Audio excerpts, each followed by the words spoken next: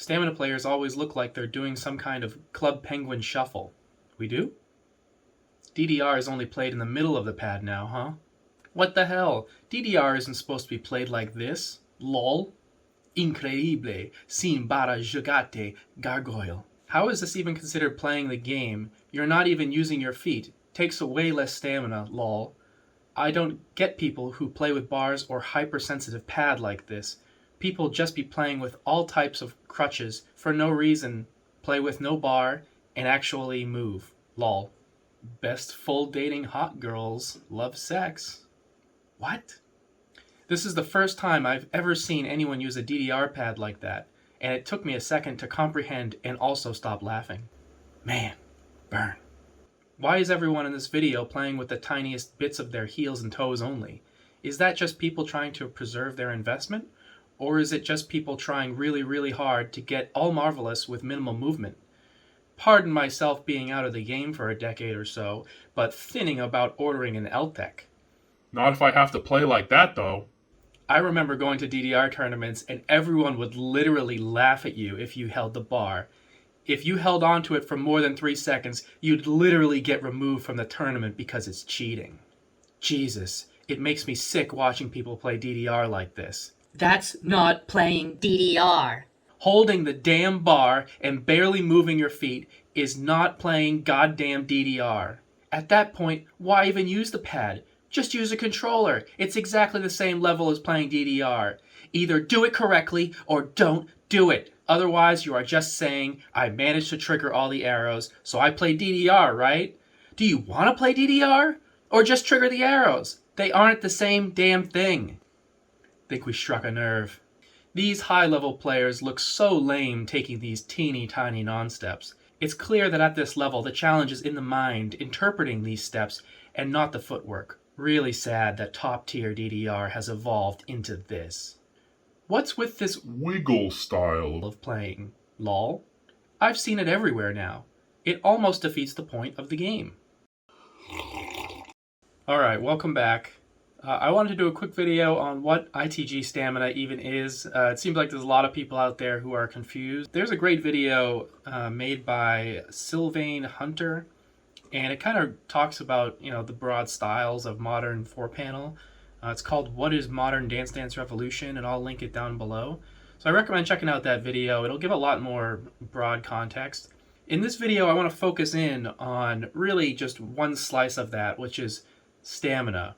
What is this foot wiggling, teeny tiny non-step thing that's going on, and why are we doing it? Now, some of you guys might not know this, but I actually used to play DDR. That's true. I'm a Konami simp. Yeah, I used to play DDR for years and years and years, and mostly it was like Extreme. I really like Fifth Mix. I probably paid a small fortune in money to an arcade to, play $1 for 3 songs. I really liked DDR, and there was a point in time where that was the only way to play a dance game like this, was going to an arcade and forking over $1 and playing the same songs over and over again. And that was great, but as time went on, I learned about ITG, and in my opinion, how much better this other system was. It's probably hard for people to understand, why exactly it's better, or maybe not better, but different. The one huge issue for me is the licensing. ITG, the way it is in modern times, is it's not illegal, but it ain't exactly legal. No one's going out there and licensing songs for a pack to distribute. Unlike Konami and other modern games like Stepmania X that have to go out to creators and get licenses for songs, which sometimes go away. I'm sure you DDR folks have seen songs just kind of go away because they're not licensed anymore. But unlike that, ITG is driven by the community. So just any old Joe can go out there and make a pack out of the songs that they like. But I love that. I think that's one of the reasons that draws me to the community, is because there is just so much content. And it's free. No one's really making money off of it, and you don't have to pay anything. You can easily go out there and get 50,000 songs. Unlike DDR, where you got a very select set of songs you're playing over and over and over again.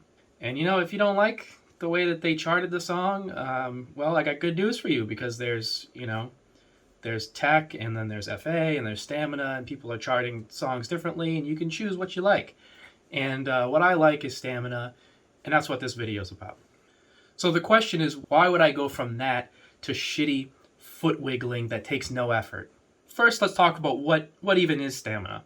Now, I am not an OG stamina player. There are plenty of people in the community who have been doing this for 10 plus years. I am not one of those people. I started just a few years ago taking it seriously. I might not have the best definition of it, but in general, stamina content is long or fast, or usually a mix of both. It contains streams, and streams are uninterrupted sets of arrows that sometimes can go on for a long time. Usually you count the length of a stream in measures, which is a music term that honestly I don't even really understand that much. So, you might have 8, 16, 32, 100, 500, just measures of stream that doesn't give you a break. That's not uncommon in stamina charts. You'll really see that if you look at this thing called a density graph. This is a really cool way of, not just for stamina players, but for people who are looking to not play stamina to avoid those charts. You'll see along the x-axis is time, and then the y-axis is like how many notes per second. So you can see that some songs, they have a little bit of a stream, then they have a break, and then they have another one. Some are really broken. They have breaks all the time, or there's, barely any stream at all. There might just be little tiny spikes around. Those, usually tech charts kind of look like that. But then you have the stamina charts, and these ones, there's big chunks of stream with very little break. Sometimes there's no break at all, and it just looks like a big block. The new version of Simply Love, by the way, has this density graph in the song wheel by default. Lastly, if you find this interesting, you might like the Breakdown Buddy channel in Stamina Nation. There's a bot in there that you can search for a song, and it will show you the density graph and a lot of other stats. So stamina is really more focused on pushing your body and mind to the limit, your limit. What's hard for you? The kind of things that are your limiting factor in stamina are a little bit different than like FA and tech, where you have to practice certain patterns, and you got to run stuff back and get a nice run and focus. With stamina, it's really more about your heart rate, how many BPMs your heart is beating. At some point when you're playing a song, there's just this kind of wall that you hit where, your heart rate is hitting your max. For me, that's like 195, almost 200 BPM is like the absolute limit I've ever seen. And you'll see that like as you play a stamina song over time, your heart rate kind of slowly goes up and up and up and up. And then if you hit that wall, there's really no higher it can go. So it's your heart rate, it's your legs getting tired, it's shoulder and wrist pain from holding the bar if that's your thing. And really, it's like your mental fortitude. How much do you actually want to pass this song? It is so easy to stop. Your mind is just telling you, I can just give up right now, and all of this pain and suffering will be over. Part of your success playing stamina is for you to say, no, I really want to pass this, and I'm not going to stop. Stopping is a decision that I have to make, and I'm not making that decision. My mind's telling me no, but my body's telling me Fuck! Part of what makes stamina so intriguing to me is that there's always something harder to play. Now, that might be true in a lot of things. I'm sure that's true in tech and DDR as well. But there is kind of like an upper limit, and people do get there pretty quick. In stamina, I think that upper limit is really high, and there's a ton of content out there at that upper limit. When I was playing DDR back in the day, there were always these big boss packs that were stamina songs that were just always so out of reach and interesting and intriguing to me. I could only do like 10s, 11s back then, and there were these packs like Sharpnel streams that were coming out where people were doing, 14s, 15s, 16s, 17s, the pendulum packs. I remember watching, Ian playing these in his garage, just being like awestruck that someone could play an hour of uninterrupted stamina. The Psytrance packs, these things are insanely difficult and super long songs. When these were popular, I was like, I wasn't even in the realm of like being able to pass any of these. And it was always interesting to watch like the people who could. Years later, you know, I've kind of come back around and like I can now get through some of these songs. It's really, really fun. And now there are more boss packs that I can't even hope to touch. So I would kind of look at these players in the community from a distance. You know, I would see Rinker playing his Call of the Hound video, and Ian playing Pemsy in his garage, or Jonks playing SRPX with shoes on. And I was just, you know, enthralled by this. But as an observer, I was not, you know, the kind of person who would play any of this stuff, but I loved it. And yeah, I think that's part of what makes Stamina special, is because there's so much difficulty out there, and at some point in time, it seems impossible. But if you stick with it, those things that seemed impossible, they end up being possible, and it feels really cool to like be able to achieve those same things yourself. Now, another thing that people do to kind of think about stamina and their progress in stamina, I want to touch on, is the concept of your number and your highest block pass. You might see people in Stamina Nation put this in their nickname. There's two numbers. The first number is the fastest 32 measures uninterrupted stream that they've been successfully able to pass. So, you know, if you picked a song that was 200 BPM and that song has just a section that's 32 measures, you make it through those 32 measures. Maybe you fail the song, but if you make it through that stream section of 32 and that's the fastest that you've ever gone, then 200 is your number. 200 BPM at 32 measures. The second number is your highest block level pass. A lot of people will keep track of their block level progression. So for me, I started keeping track of this at 15, and then, you know, within the next couple of years, I got all the way to 21, which is the highest I've ever passed. When you break into a new block level, it's a pretty special thing, and it feels amazing. Now, along those same lines, there is a spreadsheet out there that a guy named Sidro manages, and it has every person in the world that we know of who has passed a block level 20 and above. And you can kind of see how it tapers off until you get to the 29, when there's only one person there. So for me, making it onto this sheet was just like a huge motivation. I had some sick part of me that was like, I gotta get on this sheet. By the way, I did reach 21, and I was like right on the edge of getting to 22, and then I had some wrist problems, and I switched to no bar, and now I couldn't be further from getting anywhere on this sheet again. So even though I'm here, you know, there kind of should be an asterisk next to it. Another really intriguing part of Stamina are the tournaments. I know there's a lot of different tournaments out there for all different types of play styles. I know that ECFA is like, it seems like a lot of fun, and I'll probably give that a shot next time. But Stamina RPG is pretty special. And if you don't know about it, or if you've only seen people playing songs from it, there's a lot of really cool stuff going on there. And I urge you to go to the Stamina RPG website, just read through the rules and sign in and make an account, and just kind of check it out and see some of the stuff and how it's working. There are, you know, quests and unlocks, and they automatically download, and it tracks your progression, and you have rivals, and there's so many cool things going on here, and it makes playing a lot of fun. So on foot wiggling, there is a lot of that, and part of being successful in Stamina, at least in modern times, is to minimize your movements. So here's some of the weird things that Stamina people do. They'll put socks over their shoes.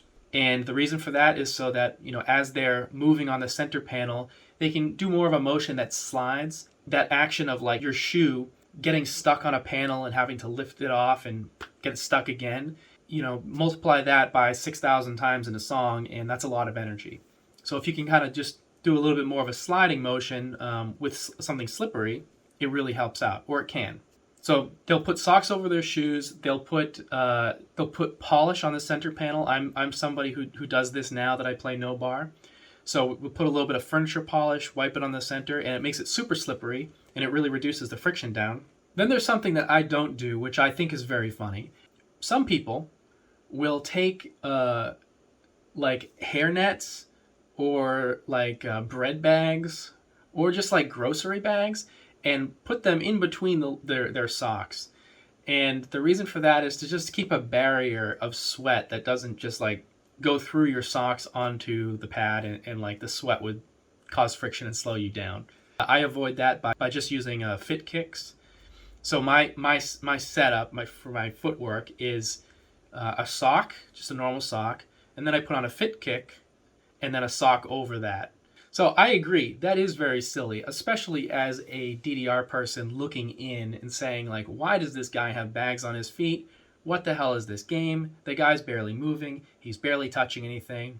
At the same time, that's kind of what you have to do to pass a super high level song where you need to optimize everything, or passing a song that, you know, might be an hour long or 2 hours long or 7 hours long. Yes, those do exist. What might be a little bit more difficult to see, that person who is, you know, using this minimal movement, who is just barely touching the arrows, it seems like, from, you know, their heel or their toe, is that their heart rate is probably at their maximum, which, you know, you might not have ever felt in your life, unless you've been like a sprinter who's like sprinted for a mile or something. It might not look like it, but there's a lot of muscles that are getting moved there, and things like keeping up your breathing, enough oxygen in your body, and your heart rate in a manageable place. There's a lot of stress going on there. So in that vein, things are not always as they seem, and they have gotten easier over time. If you go back in time and you look at some old videos, you know, Jonks comes to mind. A lot of people used to play in shoes. Some people still play in shoes. But back then, there was a lot of really hard stepping going on, and that took a lot of, you know, different muscles. And it was also a limiting factor for a lot of people. They were able to pass some really difficult stuff wearing shoes. Players like Soft Tofu today are able to pass some really difficult stuff. But more people can pass more difficult things now by using some of these optimizations than they could in the past. And I think that's a good thing, not a bad thing. People have just raised the bar by introducing these optimizations. And now content that wouldn't have been fathomable a few years ago is now possible. So some of the other motivations with stamina are, you know, of course, there is this feeling that, I think at least, is like a runner's high. Why are you playing this dumb game where, you know, you're wiggling around on your pad? Well, why do people go out and run on the street every day? And I think there's some, you know, corollaries there. It's super good cardio exercise. I can do it in my house, and I just go down there and turn it on. And I have a lot of fun, like, you know, getting on stream and talking to people and exploring new content and pushing myself. So, you know, there's all that basic stuff that is at least motivating me to do it. With stamina, it's not so much about hitting these buttons or hitting those buttons. Your body kind of like makes these movements where it's more about the movements that you go in between the patterns and less about hitting specific buttons. And in fact, as you speed up, for me at least, I find that lifting your feet is sometimes like more what you think about than actually like hitting an arrow. So you kind of get into this like movement, you're wiggling around, and you have to hit these certain patterns, and your brain gets really good at recognizing these patterns and translating that into a movement where you can kind of like slide from pattern to pattern.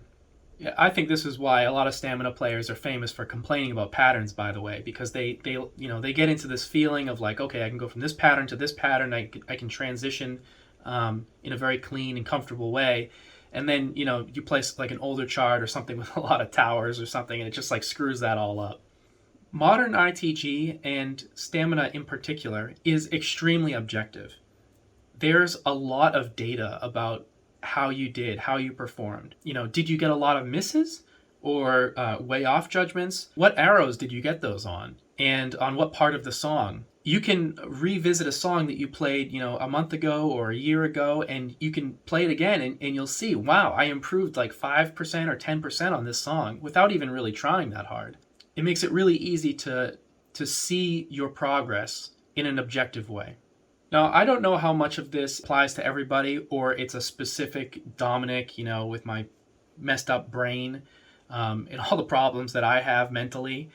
But I find that ITG stamina, it gives me a similar feeling to a couple other activities that I've done in the past. And those are motorcycle riding, snowboarding, and rollerblading. And you might be thinking, what the hell does that have to do with dancing on a pad and wiggling around? Well, in ITG Stamina, there's a lot going on. There's so much going on, and the arrows are going so fast. Your body is so connected to what you're doing. Your mind doesn't have any time to think about anything else. I am like, if I don't want to fail this song, I have to focus on these arrows, and I have to not miss any patterns. And, oh God, my right arrow's being a little weird. I have to be a little bit extra careful when I step on that. There is no time for my mind to get distracted and to think about anything else. Those things are often like, stress and anxiety and stuff. So it feels good to be lost in something like that. It feels like I'm forced to do it. My mind is like forced to be locked on this thing. And then when I'm done after like that 5 or 6 minute song, it was a nice break from all this shit that I've been worrying about. Sometimes I get this feeling like, I have like an obsessive need to like check my phone, and like I'm constantly just like fidgeting around. After I play a stamina set, those are the moments where like I see all my notifications on my phone piled up because I haven't been obsessively checking it for the last like hour and a half or 2 hours. It's an activity that, I'm getting exercise with, but I'm forced to give it total focus. And I think that's good for my brain. I came across this concept of flow, and I'll probably ruin the explanation of it, but here's a description I found online. Flow is a state of mind in which a person becomes fully immersed in an activity. When in this mental state, people are completely involved and focused on what they are doing. The ego falls away, time flies, every action, movement, and thought follows inevitability from the previous one. Like playing jazz, your whole being is involved and you're using your skills to the utmost. Now, this website here says that the benefits of flow are better emotional regulation, greater enjoyment, happiness, motivation, engagement, performance, creativity, blah, blah, blah. I don't know if that concept really applies here, but that's kind of the way I feel about it a little bit. Whatever this feeling is, that like I'm completely engaged, a little bit lost in what I'm doing and giving it total focus and attention, it's desirable, and it's something that I've chased in not only like my hobbies but also my work. So for you, stamina might not be what gives you that feeling, but it is for me, and it's one of the reasons that I think it's special.